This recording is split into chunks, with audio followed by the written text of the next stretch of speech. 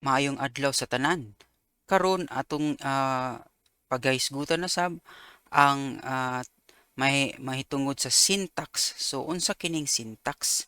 Kaning syntax pasabot ani kung unsa ang porma sa usa ka C# nga code no unsay nawong ana. So natay several diri nga items no atong paghisgutan. So kaning C# statements. Unsa kaning C# statements?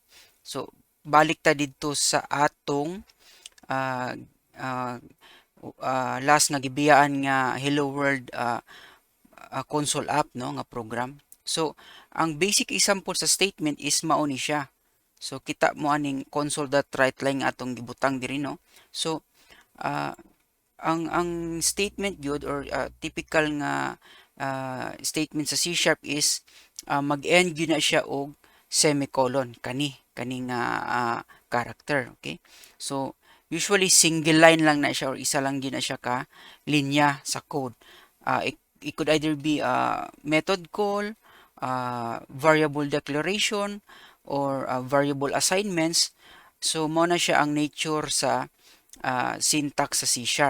So pwede sab nga ang syntax niya ang statement niya mahimo sang multi-line, meaning nakasulod sa aning brackets no or curly braces. So pasabot nga ang statement nimo mo span og multiple lines. So kung unsa ning mga klase-klase nga statement ato ni siyang mahisgutan sa sunod pa nato nga mga lessons. Okay? So ato lang diyang hinumduman nga ang isa ka C# statement mag-end yun na siya og semicolon. Karon kung dili na siya mag-end og semicolon, usually ang atong compiler mag-complain. So ang C# compiler pa lang, diri pa lang mag-complain na siya o nakakita mo ning nakapansin mo ning red nga kulot-kulot nga linya.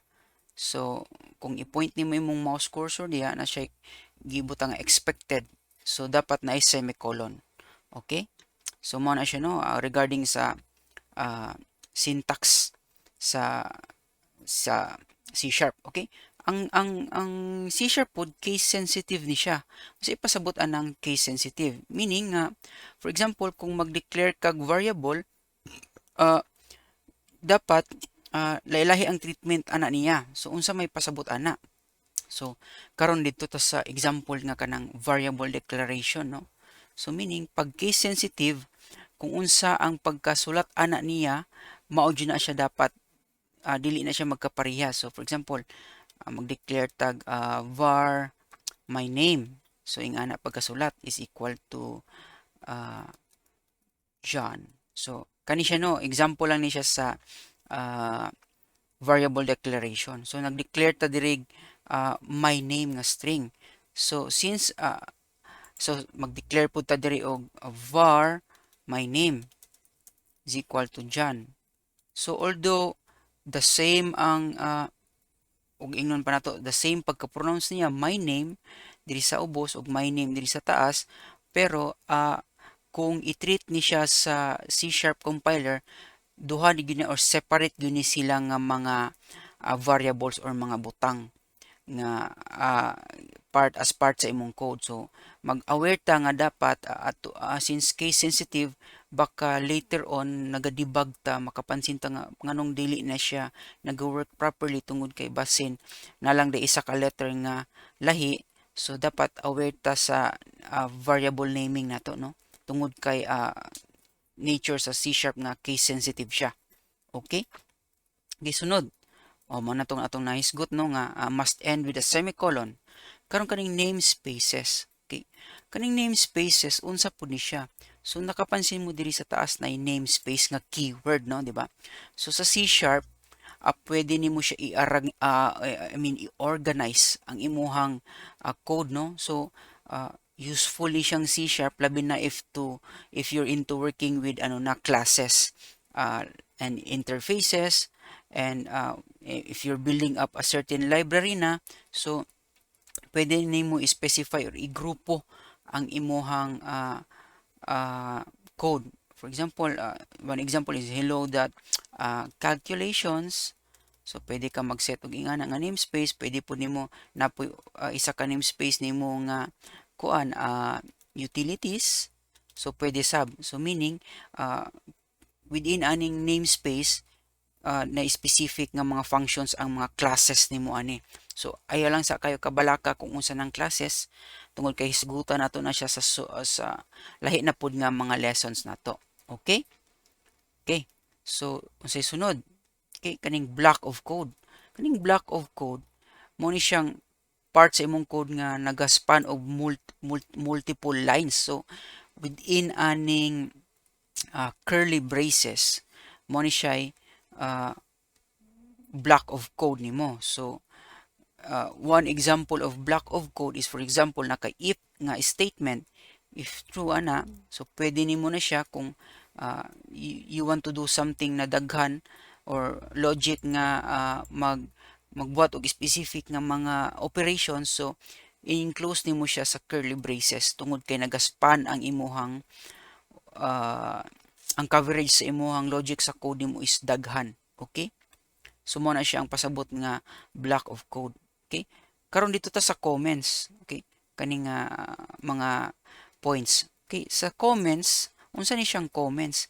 Kaning comments mo ning part sa imong code nga dili i-compile sa C# or dili niya padaganon. So basically, naala na siya diha pero dili na siya i-interpret or dili na siya i-compile sa imong C# or sa C# compiler nga mudagan as actual code. Okay? Nganong naaman tay comments. So ang isa ka value sa comments is since from the word itself comment meaning pwede ka makabutang og mga information regarding sa unsang pag-function sa imong code. For example, dire. So dito ta sa basic kayong single line nga comment, no. So sa comment ang basic gid niya nga syntax is magsugod gyud na siya duha ka forward slash ana, and then kung napansin niyo no sa Visual Studio ang atong code, ang color ani na imong green, meaning comment na siya. So for example, gusto nimo i-describe kung unsay ginabuhat aning kuan main. So mo siya let's say in English this is an entry point of the program. So for example, ba napansin niyo nga naka-green siya, meaning although naani siya diri sa imuhang code, gina-disregard lang ni siya sa compiler. So isa ka part ani nga naaning mga comments is for documentation. For example, in the future mag-revisit ka sa imong code or someone else would read or review your code, then makabalo sila nga kung unsay purpose sa imuhang mga methods, sa imuhang logic. So mo nang magbutang kag comments. So isa sa comments, for example, is what if taas ang imuhang comments or taas ang gusto nimong information nga ibutang regarding sa imuhang methods or classes. So magsugod kag forward slash and then asterisk nga symbol, and then pwede na ka mag-span og multi-line. So i-close nimo na siya, meaning i-end nimo asterisk and then another forward slash. So kung napansin niyo no nga green gyapon siya. So actually dili na siya necessary ning ubang asterisk. Basta imong hinumduman nga para mo span og multiple lines ang imong comments, i-start nimo aning forward slash asterisk, and then i-end po nimo sa tumoy asterisk forward slash. So pwede ka mo type og whatever unsa kadaghan diri nga comments, pwede na siya. Okay? So dili man mo complain ang ang C# compiler. Okay? So since comments lang siya. So yeah, if you get the idea about comments na nganong naa naman siya comments, although dili siya import or wala siya gina-compile, I mean importante nga part of your code is documentation. So para to help other developers also nga makasabot sa imuhang code. Okay? If your code is a bit complicated, then I think importante nga naa kay comments pod sulod sa imong code. Okay? So lastly, mao na to siya dai no ang ato ang hisgutan regarding sa basic syntax. So I hope nga dili kayo daghan or atong gidiscuss karon, but hopefully mas masabta nato ni siya no later sa ato ang mga ah, further lessons sa atong programming fundamentals sa C Sharp.